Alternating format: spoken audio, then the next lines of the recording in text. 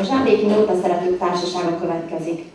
A 10 fős csoport idén májusban alakult Sándor Gábor és Bordesz Kálné kezdeményezésére. A mai találkozón egy kisebb létszámmal állnak most színpadra. Legtöbbjük tagja a Zsámbéki Táncsport Egyesület senior csoportjának is. Mai fellépésük első bemutatkozásuk. Előadásukban Péli Lajos Pálmér Kálmán, Páros csillag az ég alján, Garami Béla Herodek Sándorné Bementem a patikába, Szigligeti Boly Ignác Szép a babám, és Szerdahelyi János, Herodet Sándor, Rózsa, Rózsa, Sárga Rózsa című nótákat hallhatjuk.